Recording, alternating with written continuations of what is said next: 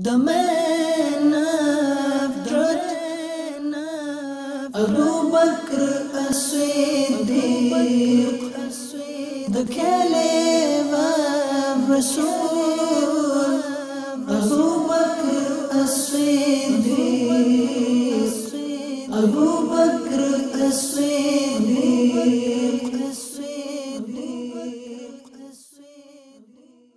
Alhamdulillahi Rabbil Alameen, wassalatu wassalamu ala Sayyidil Mursaleen. Amma ba'd, fa'a'udhu billahi minash shaitanir rajim. Bismillahir Rahmanir Rahim. Assalatu wassalamu alayka ya Rasulallah, wa ala alika wa ashabika ya Habiballah. Assalatu wassalamu alayka ya Nabiyallah, wa ala alika wa ashabika ya Noorallah.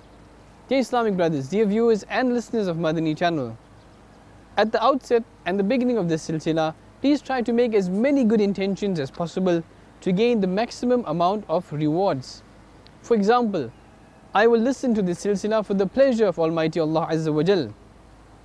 I will note down whatever important points there are in this silsila and I will practice upon them, inshallah ta'ala. Make these good intentions. I will encourage them to my spouse, my children, my family, my friends, and my society. In this manner, try to make as many good intentions, inshallah ta'ala, to gain maximum rewards. Indeed, there are countless of benefits and blessings in reciting salawat, durood, and salutations upon our Master Rasulullah sallallahu ta'ala alayhi wa sallam.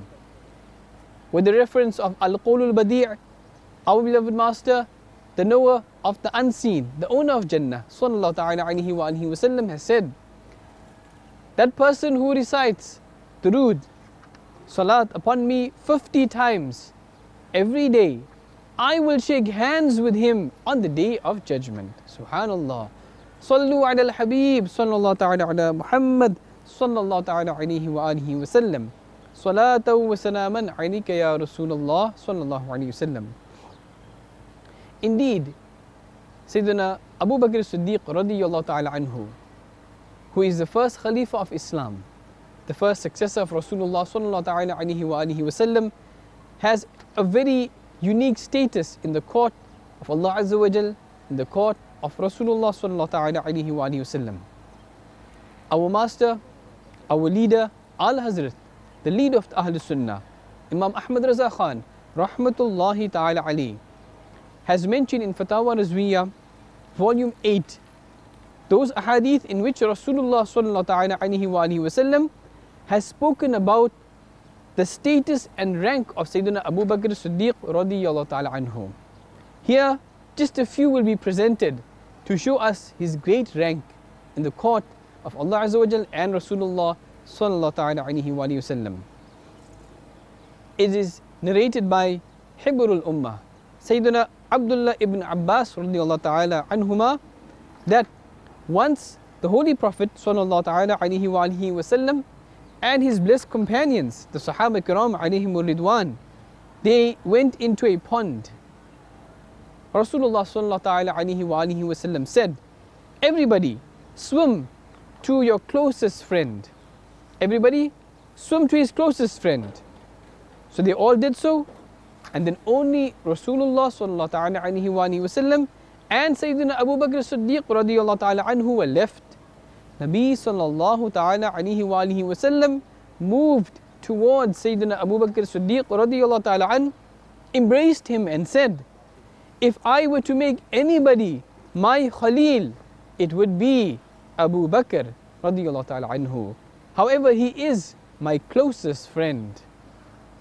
Furthermore, Sayyidina Jabir ibn Abdullah radiyallahu ta'ala an has stated, once we were present in the service of Rasulullah sallallahu ta'ala alayhi wa sallam, when he sallallahu ta'ala alayhi wa sallam said, right now a person is about to appear in front of you who has been made the best and the most noble after me, and his intercession, his shafa'ah will be like the intercession of the prophets alayhimus salam.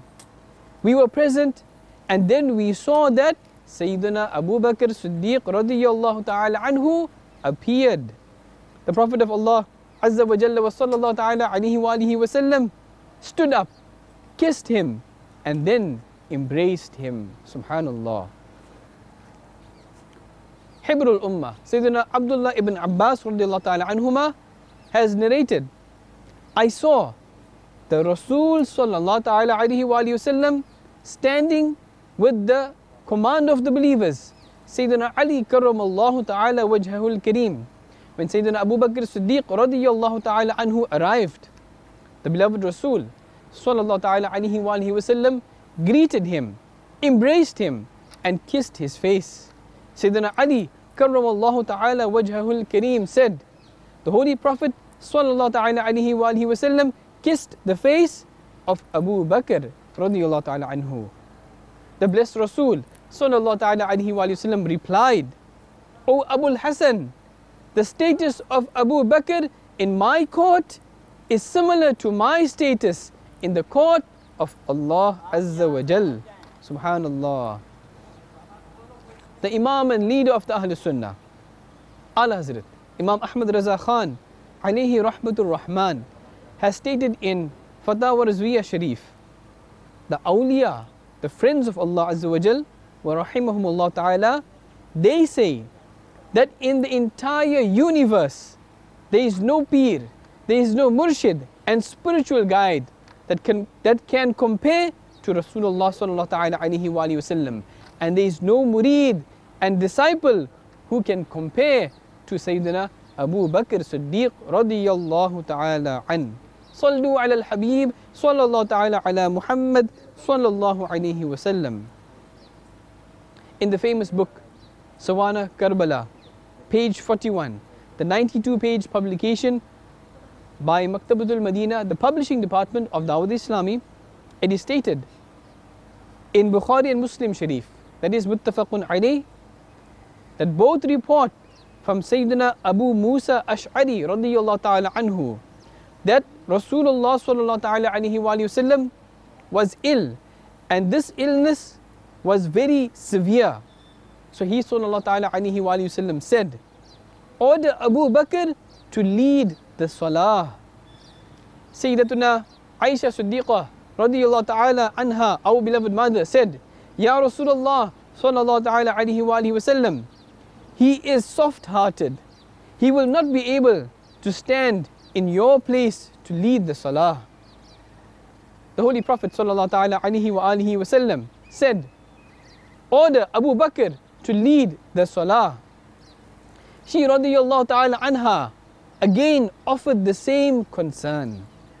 The Holy Prophet sallallahu ta'ala alayhi wa sallam made the same order again with emphasis.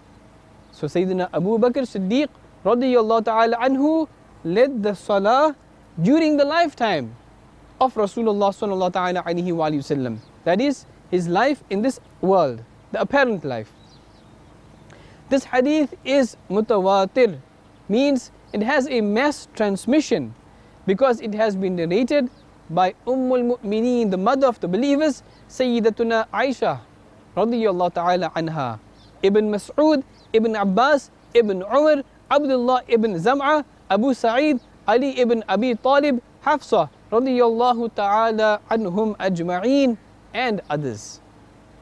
The scholars say that this blessed hadith is clear evidence that Sayyidina Abu Bakr Siddiq radiyallahu ta'ala anhu is conclusively more highly ranked than all of the other Sahaba Kiraam, all the other companions alayhimur ridwan, and is the most worthy and capable of Khilafah and leadership. Dear Islamic brothers, dear viewers and listeners of Madani channel, it is the sign of a true devotee that at every moment the essence of his life is the remembrance of his beloved.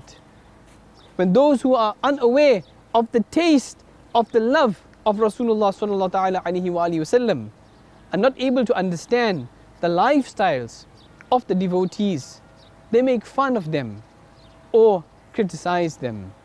Advising such people and expressing the passion of true devotees with great feeling, a poet says, do not object to anyone's movement Do not make fun of anyone's grief.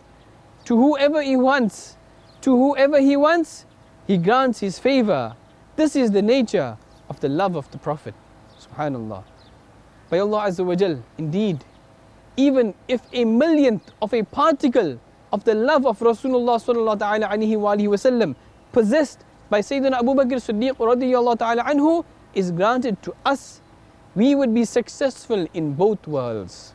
On the occasion of the Hijrah, the migration from Makkatul Mukarramah, Zadahullahu Sharafa wa Ta'udima, to Madinatul Munawwara, Zadahullahu Sharafa wa Ta'udima, the confidant, the worthy successor and the closest friend to Rasulullah sallallahu ta'ala alaihi wasallam, that is Sayyidina Abu Bakr Siddiq radiyallahu ta'ala anhu, presented a remarkable and matchless example of love and devotion.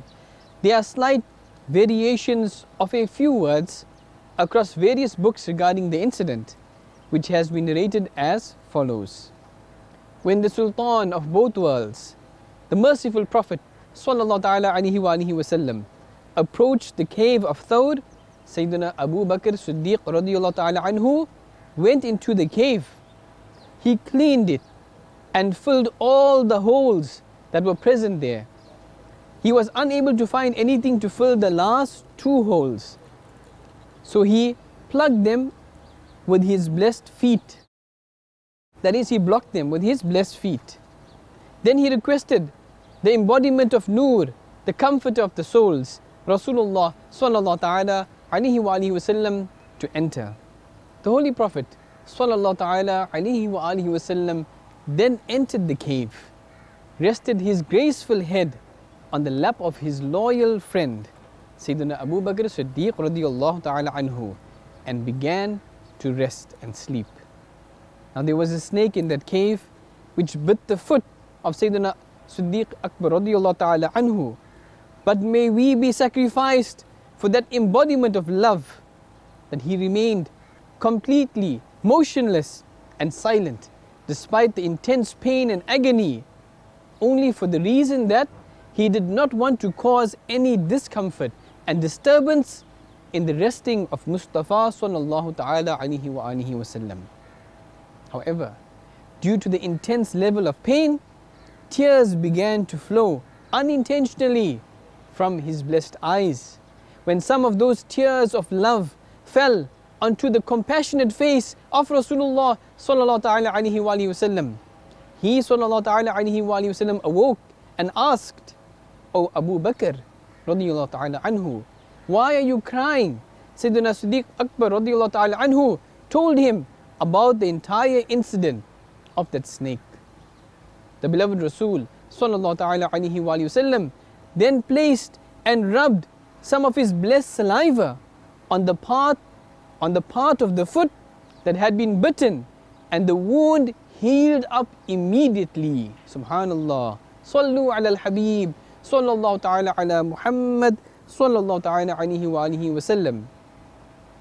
When Sayyidina Siddiq-e-Akbar radiyallahu ta'ala anhu went into the cave along with the knower of the unseen, the immaculate Prophet sallallahu ta'ala alaihi wa alihi wasallam, those disbelievers who were chasing had almost reached the cave. The presence of both of these respected personalities in the cave has been mentioned by Almighty Allah Azza wa Jal in the glorious Quran in Surah Tawbah verse 40. Bismillahir Rahmanir Rahim.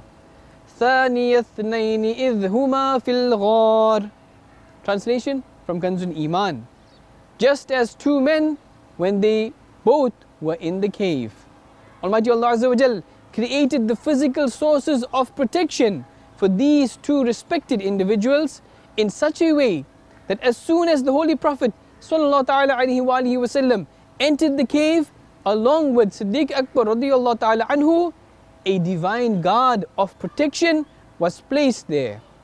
A spider cast its web across the mouth of this cave, and a pigeon had laid its eggs at the edge.